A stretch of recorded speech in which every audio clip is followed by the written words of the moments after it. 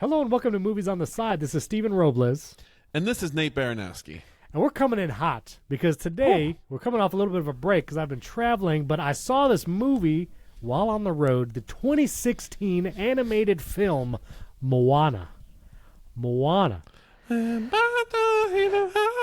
to talk about this music, Nate, because I'm not happy about this. This is a Disney animated movie. This was something that you should go back to episodes 149 and 150 of this podcast, which was our epic, it's literally in the title of the podcast episode, our epic Disney song bracket, where we, meaning myself, Nate, friends of the show, Jacob Baranowski, and Cecily Stiglitz, all brought together in a battle royale of Disney animated songs, a bracket, and we came out with the winner, which I feel like I was snubbed the actual first place spot, but I'm not bitter. It's totally fine. Anyway, my first exposure to the music from this movie was you bringing one of the songs to that bracket, which, Nate, tell me, what song was that? How Far I'll Go. Right. So, I wanted to see this movie. The kids have wanted to see this movie. Dwayne "The Rock" Johnson is the voice of a character. Wants you to see this movie. Everyone wants, and there's a live-action Moana coming in like 2 years. You know that, right? That The Rock, that Dwayne Johnson, will play Maui. He will play Maui, yes, in the live-action Moana. Now, I always had in my mind that this was a great movie. The Rotten Tomatoes say this is a great movie. Do you even know what critics gave this Rotten Tomatoes? No, but I'm going to say critics gave it like 83. Not even 95. Yes. Critics give this movie 95. Audiences 89. Spoiler alert, it's a good movie. It's a fine movie. I would say this movie is a good movie. Fine. That maybe I hyped too much for you, Stephen. Hyped that could big time. Well, hyped this movie big time. Now, I want to paint a picture. Our listeners of this episode obviously should go listen to our bonus episode at patreon.com/moviesontheside. You get a bonus episode every time we do a normal episode, or an Apple Podcast. You can subscribe there. I talk about my 2-week trip across the United States where we went to D.C. and all this stuff. On that trip, in a hotel room, hot-spotting off of my phone, we watched Moana as a family in a hotel room. Front to back, no breaks. After a long day of driving, so everyone was grumpy. What was the mood? No. Good, the positive, mood was fine. Positive mood. Okay. The mood was fine. We were in a hotel for like 4 days at one point, like the same hotel for 4 days. So everybody was fine. Like this was not a grumpy watching of Moana. Everybody was excited to see it.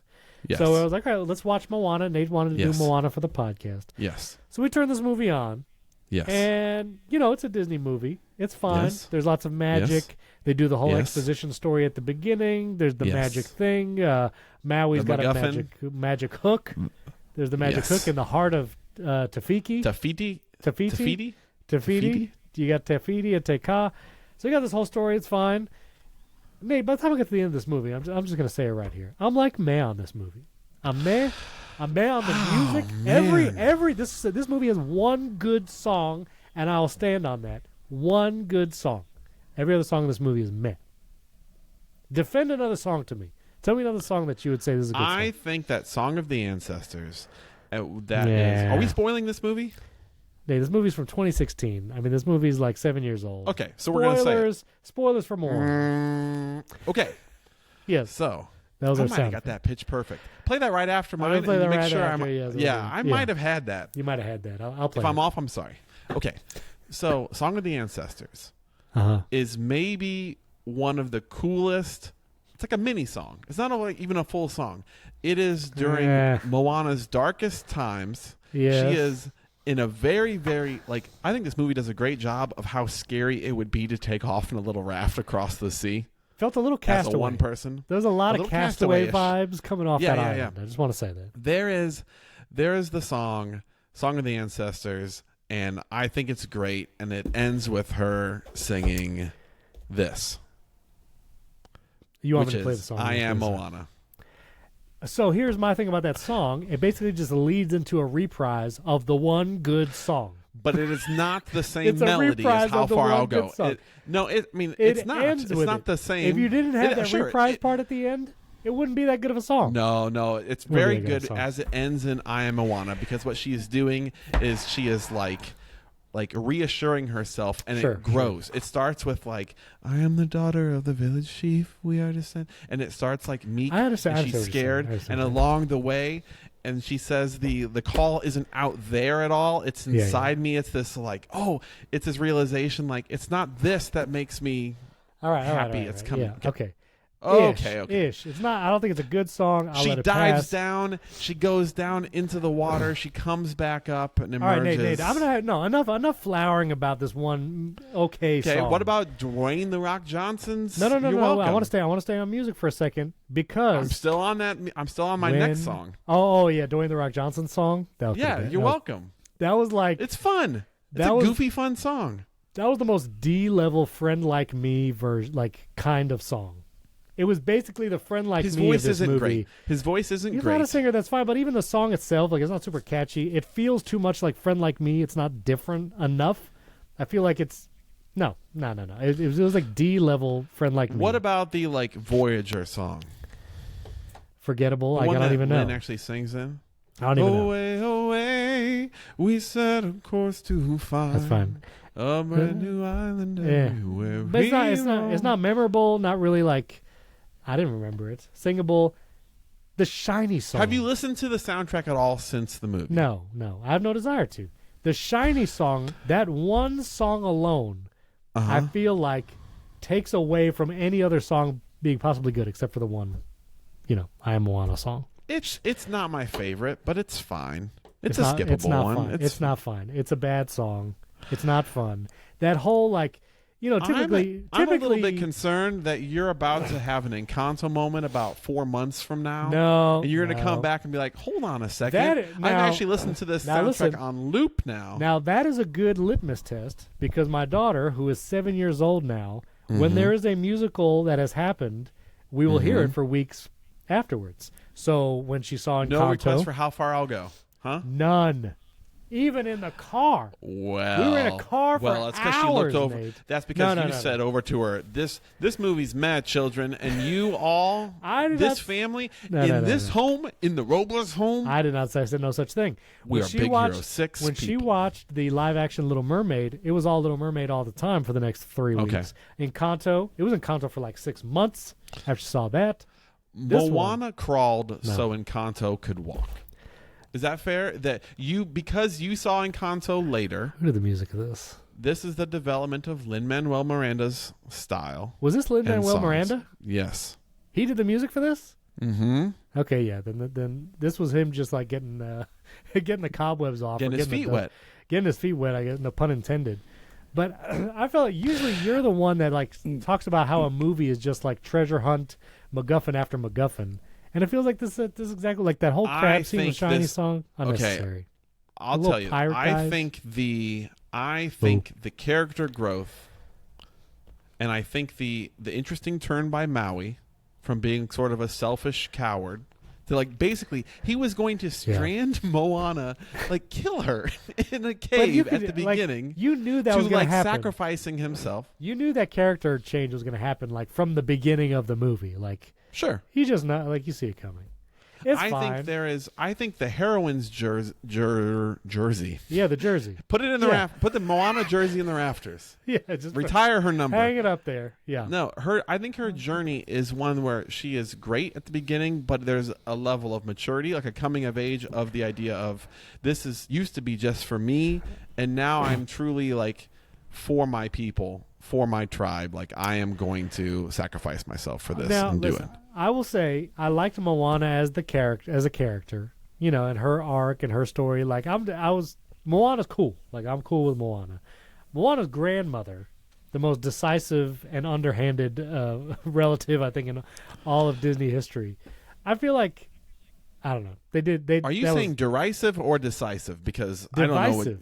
I don't know. Divisive between Moana and her parents. She was literally like, your dad's an idiot. He doesn't know what he's talking about. What you really need to do is go into this cave and then leave the island like he's told you not to do for their whole life.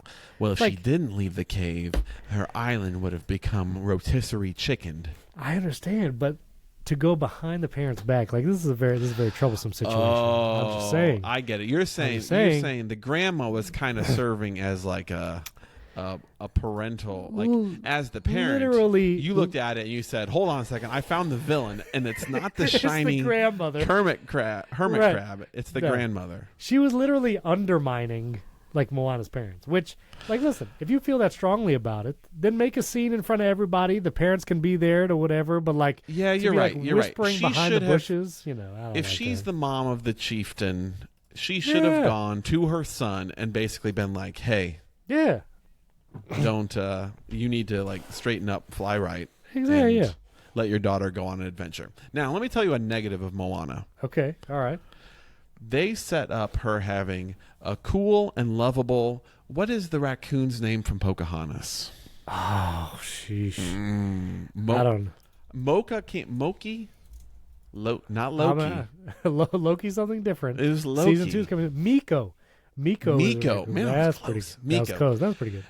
She has sort of this fun pig Miko character. Yes. That does not come on this trip with her. I really thought. It is the most. I do enjoy. I have fun hey moments, which is the rooster. Hey-hey's fun. That's some fun chicken. Voiced by Alan Tudyk, by the way.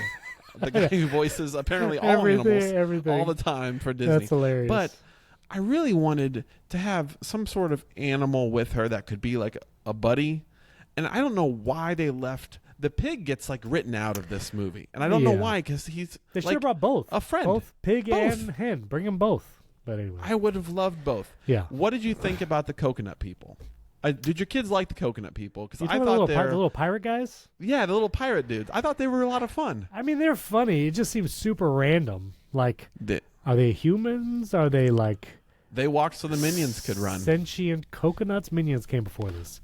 Despicable Me was way before this. The Minions. I was talking about the Minions movie. Yeah, I know. You know, in the great the Minions cinematic universe. Yeah, the MCU. Despicable Me was 2010, 6 years before this. But anyway, I don't enjoy that I didn't see the pigs throughout. Yeah, I thought the pig, just the one. Just pig. one pig. I don't need singular, a ton of pigs. Singular pig. Yeah, singular pig. I think that the ending of this movie is a little bit rushed. A little rushed. Like the resolution.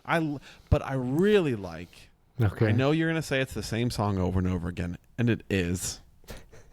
But I do think the slow motion walking up to the lava monster crawling at you, and you get the ethereal voices kind of like humming in behind. Yeah. I do like the slow motion stare down thing.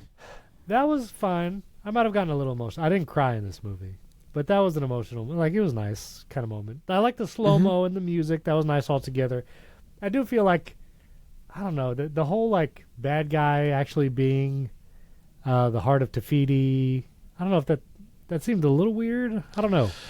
I don't know what to do with that. I think, yeah, it is sort of, it does sort of lack villainousness, but on a very, in some ways, it kind of gives me the Big Hero 6 vibes. Because, like, the guy who does bad things is just a really hurting character. And there is something that I feel like is good to teach kids about, like, probably in life you don't necessarily have just, like, Maleficents and Ursulas who are really just, like, pure evil characters. Scar. Yeah, it's sometimes nice. I like the mix of, obviously, a pure evil person is fun. But, like, I do like the mix of, like, okay, bad people are not just, like, you're a villain. It's like, you became a villain because X. I think that's fun to teach a kid later. Like, the trauma of whatever turned this island into a lava monster. Okay, I'll give you that. We don't always need, like, the 100% evil villain. I was down for that. You're right. The turtle, what is he? Is he a turtle? He's a crab. No, he's a crab. He's a crab. Yeah, he's a crab. The crab is weak. The crab is weak as a character. Weak sauce. Did not care for weak. that. I will. Yeah, what do we think? How do you feel about The Rock as Maui? Like live acting or just voice? Just in this movie, just like his voice and like how he did. When I saw it for the first time, I did not enjoy You're Welcome. I did not enjoy his voice. I felt like in order for him to reach up really high up into the register for that, it felt like they had to kind of bump some auto-tune. The auto-tune a bit. Yeah. But I like his speaking voice for Maui. Yeah. I think that's very nice. I was down for Maui as a character. and Dwayne the Rock. Like, I didn't feel like it was the Rock on that raft. Like, I felt like he was playing Maui. I feel like he inhabited the character. I thought the character was good. I think. Yeah, it was fun. The whole fun. Yeah, that was cool. I like the shape-shifting into different animals, too. I think fun. that's very cool. It brings me back to some old classics for me, which was Animorphs? Sword in the Stone. Sword in the Stone with Merlin and, like, transforming into animals. And then there was, at one point in time, a DuckTales one where a guy could transform into animals with a glowing green rock, actually. So. Did you ever see that TV special? I think it was a movie, but it was on TV. It was Merlin with... guy from Jurassic With the guy Park. from Jurassic Park. Guy from Jurassic Park. It was Sam. What is his name? I think it was Sam Neill. I almost said Sam Elliott. But it was like Martin Short was in that movie. Yes. I was like, I remember seeing that as a kid, and it was so. Who was the Madam Mim? She was somebody famous too. It was I think. Helena Bonham Carter. Yes. Yeah, she was. That was her Bellatrix Lestrange tryout session from James Earl before Jones Harry Potter. Voiced the Mountain King. Oh man, we should watch it. I think they're saying this. I wonder how cheesy that is looking back on it. I know there's some special effects that probably don't age well, but did you ever watch Dinotopia? I don't even know what that is. Made-for-TV movie? I don't know what that is. It's got the guy from Prison Break in it. Man, I don't know. Okay. I don't know what that is. But this, man, we should review this one. It's been a long time since I've seen Merlin. The Merlin one? It was like a two-parter, I think. It was a long one, if I remember. If you watch it all at once, it's 3 hours. It's a 3-hour movie. Okay. 1998. That's actually a short Christopher Nolan movie. You haven't seen Oppenheimer yet, have you? No, I haven't. I literally, as we were driving down through Atlanta, I saw that Have you seen Barbie yet? No. There was a theater that showed Oppenheimer in the actual 70mm IMAX. Like, there's only like... Tempting? 9... Is it tempting? I was tempted, but I was like, we're going to be having driven 8 hours. We're going to have to drive another 7 the next day. I can't watch Oppenheimer at like 11 o'clock at night. Man, it would have been helpful for our show if you had bit the bullet and gone and seen it so that you could tell me what it was like. A guy, Patrick Tommaso, he's seen it. I want to have him on the show. But we have to see it too. We all have to see it. I'm very worried. I'm very, very worried that I'm not going to see Oppenheimer until I watch it on an iPad with the subtitles and like through your low AirPods volume. 3. Yes, exactly. Like, I'm very concerned that that's where things are going. You'd be with your phone, just like just the way he intended it. Just the way he intended. 70mm IMAX. Me shot. laying in the bed like this. Kind of cranking my neck like this and watching it, trying not to let the glow of the screen wake up Joe. Cillian Murphy is saying the iconic line, "I am become death," and you're just like on your phone in a rocking chair. I'm falling asleep. I'm just worried that I'm not going to, that somewhere Christopher Nolan does lose his wings. He's gonna wake up in the middle of the night and say, "Someone watching Oppenheimer on a phone screen?" The built-in speakers. I think if Christopher Nolan could burn all of his film after the theater run, he would. I think he would be like, if he's not an ephemeral artist like you. I think he wants to keep his stuff. I think he still wants it around. Yeah. But I really want to see. I wanted to see Oppenheimer, so we'll see. Maybe if you ever come to Florida anytime soon, we can watch it in my home theater. I'll crank up the sub for the explosion. You know what I mean? Have the rest of your family leave the house, though. It's apparently pretty dark. Yeah. Anyway, I mean, it is about a nuclear weapon, so. Yeah, we started back this. to Moana. Let's talk about Moana. Kids. We should rate Moana. Let's rate Moana. On a scale of 0 to 5 hooks, the big hooks. Mm-hmm. I came out the gate, I was trying to feel pretty strongly about it, but I will say I'll give Moana... I don't want to undershoot it. Wait a minute. I think you go first, don't you? Yeah, you go first. I'll give Moana 4 out of 5. Oh my goodness! Here's the thing. I think Moana is a solid movie. I think she is a great heroine. I think that the world is fun. I think the animation of the water adventure is top tier. I mean, it's Disney, but still, top tier action in this movie at different times. I think even if you were to boil it down to there is just one epic song, one good song, maybe the soundtrack itself is a little light, but I think it's enough to get you there because the how far I'll go is like the heartbeat of this movie. So 4 to 5. It's also getting at Disney, I believe at Epcot, they are doing some, as we speak, Moana, like Heart of Te-Fiti attraction. And I think that just, it's sort of like Pandora. It's like just a no-brainer. Like, okay, some tropical location, sure, cool, magical ride, dark ride or whatever. Like, yep, it works. 4 out of 5. Well, I'm not going to like blast this movie, but I'll give it a 3 out of 5. I feel like many other Disney movies are the 4s and the 3.5s. You know, I not high rewatchability for me. Have you seen Frozen? The original? Yes. Where would you rate that? Just kind of off the cuff here. Like where do you put those two? Honestly, Frozen v Moana. Listen, Frozen gets a bad rap because everything was played out so bad. But I feel like as a movie and we a soundtrack, we all got our face blasted off Raiders of the Lost Ark. We all lost a few fingers to that frostbite. You know what I mean?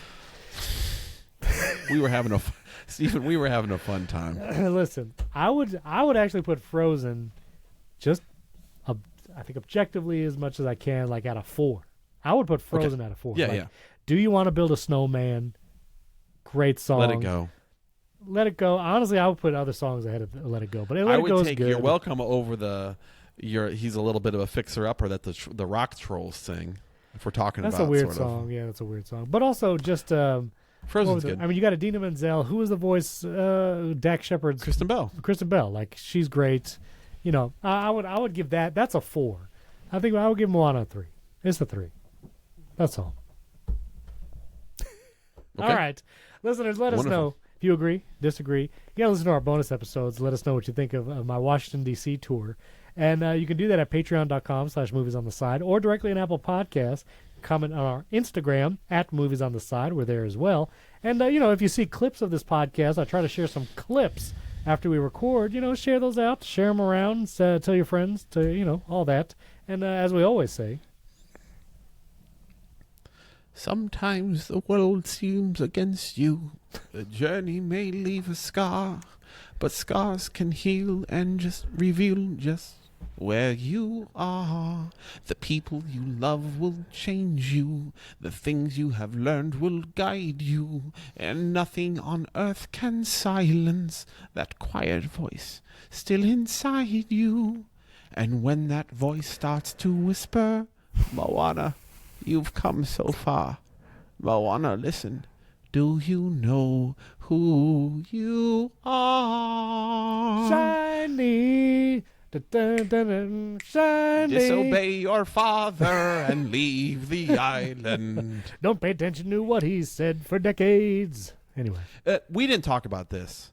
Moana's dad, not wise in the for that guy voiced by Christopher Jackson, George Washington from Hamilton. Wow! Probably just brought straight on over. He was He needed to think hey, the island is dying. We should probably send someone out. They could even send we don't like Larry. Just send him out and see if he can find out what's going on. He needed a little humility and be like, I need to listen to these people tell me the island is dying. But also, do you think the dad didn't know about them being Voyagers, or do you think he was just I think he was trying so hard to protect his family. He didn't want them to go out and explore. Yeah, I think that's one. Okay. Anyway, 3 out of 5. Hooks. 4 out of 5. Should we just say it? 4 out of 5. 3 out of 5. Moana. 3 out of 5. 5 out of 5.